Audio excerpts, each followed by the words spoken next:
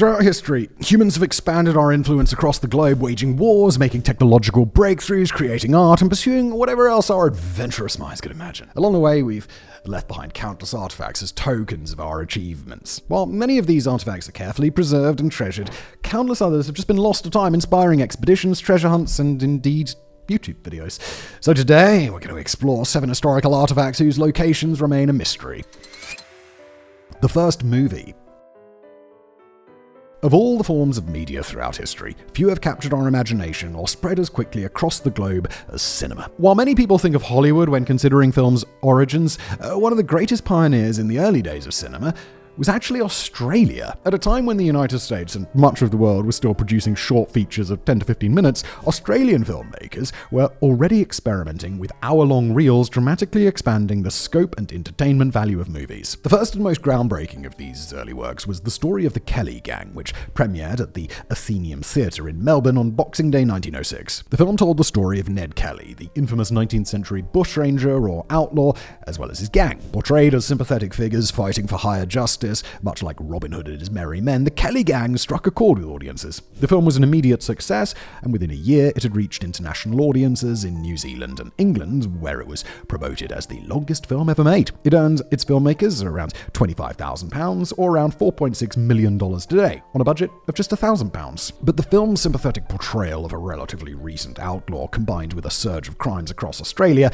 especially in regions tied to the Kelly Gang story, did spark some controversy. Meanwhile, the string of bushranging films released in its wake only intensified public concern. As a result, efforts to censor such films grew, and by 1914, the New South Wales government had banned their production altogether, just 8 years after the story of the Kelly Gang first debuted. Although the film inspired directors around the world to extend their runtimes, it did not survive intact. Early motion pictures were made on materials that were both highly flammable and prone to decay. By the end of World War II, the story of the Kelly Gang had all but vanished. Between 1976 and 2006, however, fragments of the film, along with still photographs and promotional booklets, were uncovered, allowing restorers to piece together 15 to 20 minutes of footage. While this is only about a quarter of the original film, the surviving material demonstrates its pioneering techniques, including the first known use of shot perspective and screen tinting, introducing visual effects never before attempted. Even so, around 75% of the film remains lost forever, along with a full understanding of just how influential it was in shaping the modern art of cinema. Just before we continue with the video today, you know that mornings can be chaos, and that is why today's video is sponsored by Huel. You know, I got somewhere about 90 seconds to eat breakfast. It's like, kids, get ready for school, and they're like taking ages with their breakfast. I'm like, I could get all your stuff ready and mine, and then I'm like, oh, okay.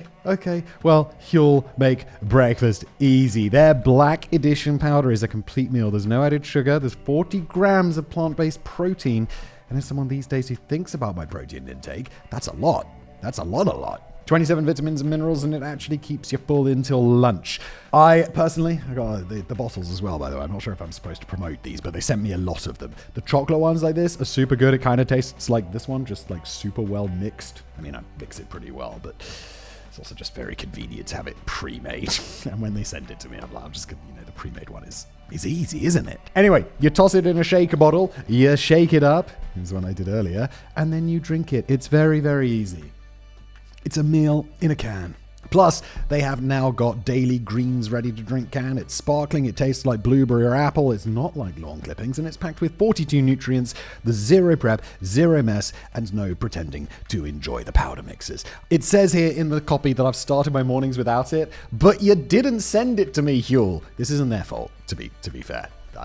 If you order it, you're gonna get it, but I get like a promo box, and I think they just sent me a different promo box. So, all honesty, I haven't tried it, but if it's anything like the other stuff, it's going to taste great. So, if you want to make eating like an adult easier, here's the move. New customers get 15% off with my code SP15 at huel.com/SP15. That's code SP15 at huel.com/SP15. And now back to today's episode. Bayeux tapestry. In September 1066, William, Duke of Normandy, famously invaded England. Within just a few months, he defeated King Harold Godwinson at the Battle of Hastings, marched on London, and was crowned King of England on Christmas Day.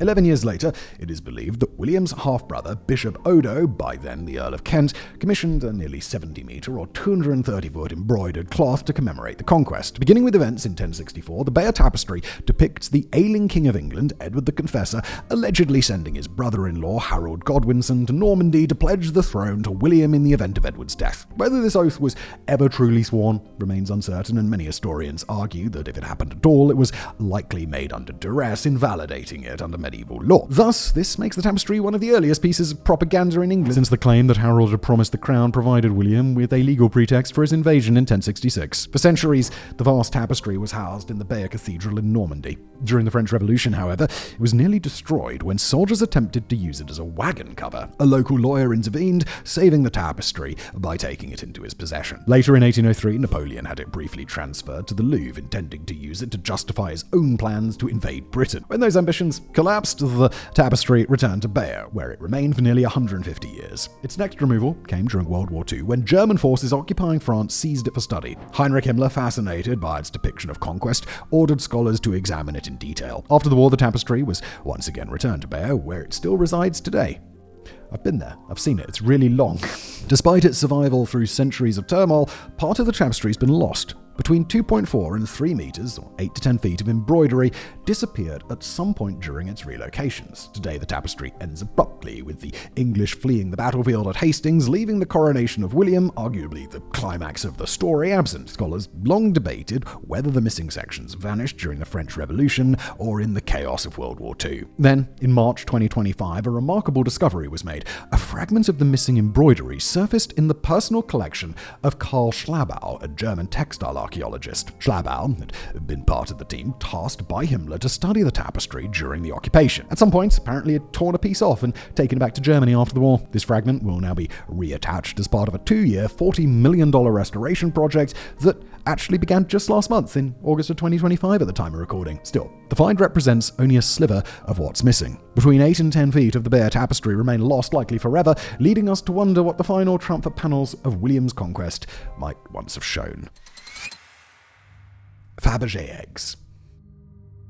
Of all the missing historical artifacts mentioned today, none have captured as much fame, inspired as much pop culture, or been sought after as intensely as the Romanov Fabergé Easter eggs. In 1885, Tsar Alexander III of Russia wished to present an extraordinary Easter gift to his wife, Tsarina Maria Feodorovna. He turned to the renowned St. Petersburg jewelry firm, the House of Fabergé, commissioning them to create a masterpiece. The result was a white gold, jewel-encrusted Easter egg. Inside rested a golden hen, nestled in a golden yolk on golden straw. With the hen, the Tsarina discovered a miniature diamond replica of the imperial crown, paired with a matching ruby pendant. The gift delighted Alexander and Maria so much that they appointed Carl Fabergé as the official imperial goldsmith. Each year thereafter, Fabergé crafted new one-of-a-kind eggs, intricately designed with precious metals and gemstones, and always containing a hidden surprise. When Alexander's son Nicholas II, ascended to the throne, he continued the tradition. Between 1885 and 1917, it is believed that 52 of these extraordinary eggs were created. But in 1917,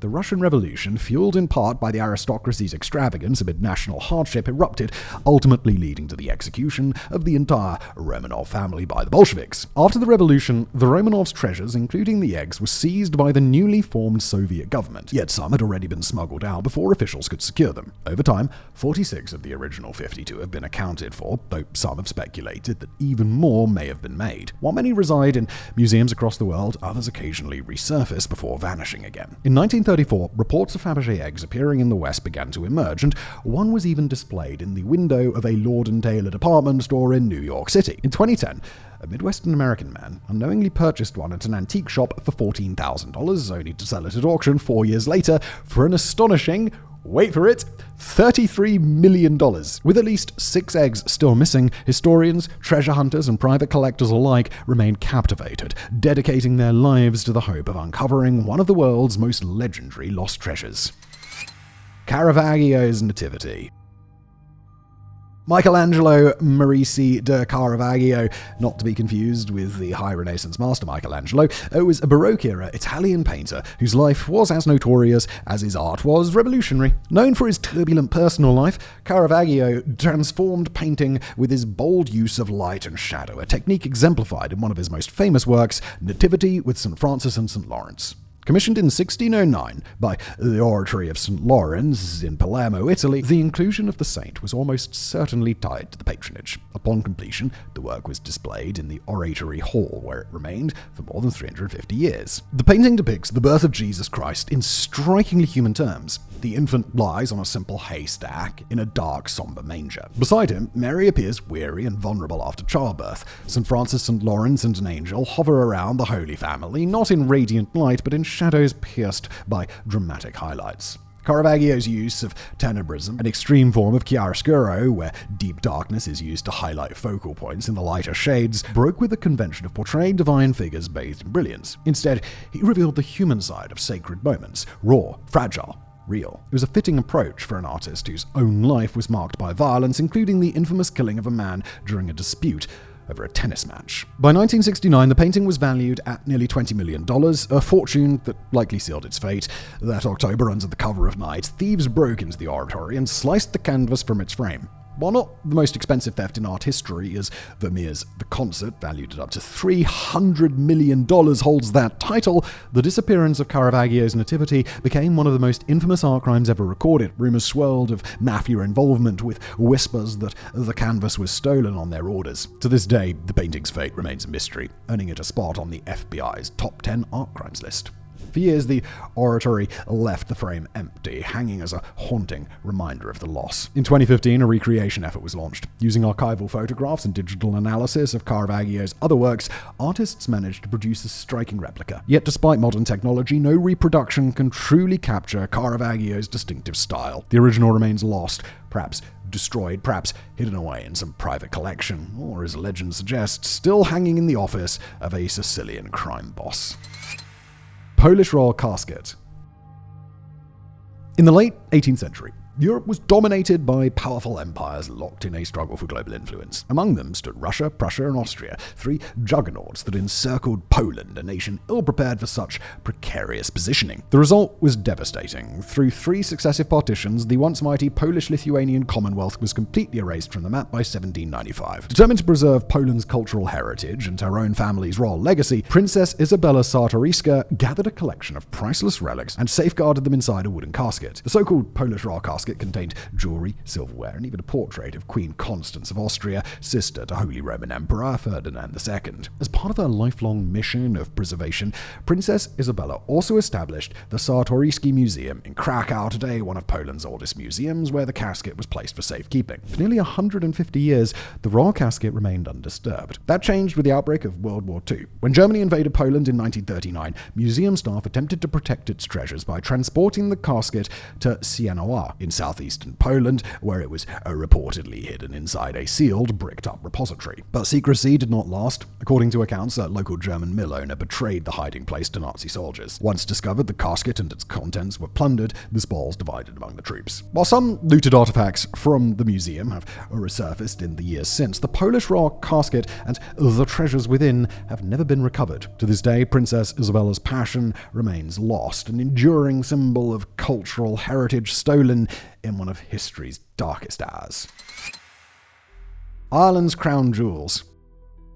When most people hear the term crown jewels, they think of royal heirlooms passed down through generations of kings and queens, or a penis. But Ireland's so-called crown jewels were something altogether different. In 1839, King William IV gifted them to the Grand Master of the Order of St. Patrick for use during formal ceremonies. Since the position of Grand Master was held by Britain's Viceroy of Ireland, the regalia was meant to serve as a powerful emblem of authority. The set included a diamond badge, 5 jewel-encrusted collars, and a diamond star mounted on blue enamel. The pieces were lavishly adorned with 394 precious stones, including Brazilian diamonds, an emerald trefoil, and a ruby cross, many of them originally belonging to Queen Charlotte's personal collection. For more than 70 years, these glittering symbols of power were kept at Dublin Castle, until the morning of the 6th of July 1907, when they vanished without a trace. Their disappearance might seem shocking, given the jewels were housed in a secure vault inside Bedford Tower, and the castle itself was guarded day and night by soldiers and police.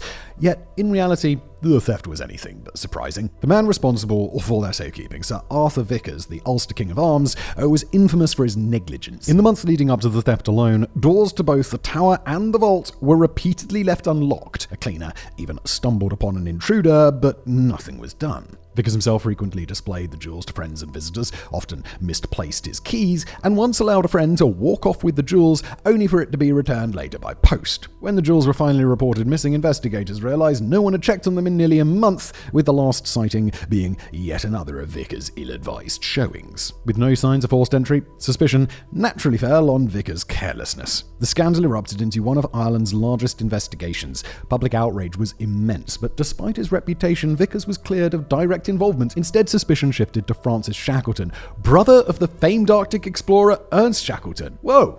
Yet no charges were ever brought, and the case grew increasingly desperate. Authorities even consulted psychics, exhuming graves around Dublin in the hopes of finding clues. Despite all efforts, Ireland's crown jewels were never recovered. More than a century later, their fate remains one of the nation's most enduring mysteries, an unsolved heist steeped in scandal, incompetence, and intrigue. The Honjo Masamune. Goro Nyodo Masamune, a master swordsmith of the 13th to 14th century in Japan, is widely regarded as the greatest craftsman of his kind, not just of his era, but ever. In a nation celebrated for its sword-making tradition, Masamune's work stood apart largely because he perfected the method of differential tempering. This technique, which used mixed metals, clay, and heat treatment, produced blades with differing levels of hardness throughout the pieces. The result was the hallmark of the Japanese katana, a razor-sharp edge combined with a softer, curved spine that gave the weapon both resilience and deadly efficiency. Among Masamune's creations, none achieved greater renown than the Honjo Masamune, which was often described as a masterpiece. Forged from layers of hard and soft steel under intense heat, the katana was said to possess unmatched sharpness, a graceful curvature, and a mirror-like polish. Yet with no surviving photographs or detailed sketches, its exact appearance remains unknown. Even the distinctive hamon, the wavy tamper lines along the blade, has been lost to history. The sword first entered the record in 1561 when General Honjo Shigenaga captured it in battle and claimed it as a spoil of war. Later, strapped for cash, Honjo sold the blade to Toyotomi Hidetsugu, though the sword would forever bear his name. Over the years, it likely passed through multiple hands before reaching Tokugawa Ieyasu, founder of the Tokugawa shogunate and Japan's Edo period. From that point, the Honjo Masamune remained in the Tokugawa family's possession for over 260 years, becoming a treasured symbol of their power. Its long documented history ended in the aftermath of World War II, when the United States occupied Japan. Citizens were ordered to surrender all weapons, including family heirlooms like ancestral swords. Many chose to destroy their blades rather than see them confiscated, but the Tokugawa family, seeking to set an example as respected political leaders, complied. In December 1945, they surrendered 14 swords, including the Honjo Masamune, to the Meijiro police station in Tokyo. The following month, records showed that a US sergeant named Coldy Bymore took custody of the blades on behalf of the Allied authorities, seeking to liquidate newly acquired foreign assets. This is where the trail goes cold. No such soldier exists in any official documentation. The most likely explanation is that someone invented the name and used the chaos of post-war Japan to steal the swords. Since then, the Honjo Masamune has never resurfaced. Whether destroyed, hidden, or quietly sitting in a private collection, it remains the most valuable missing sword in history, revered not only for its cultural and artistic importance, but also for the mystery that still shrouds its fate. Thank you for watching.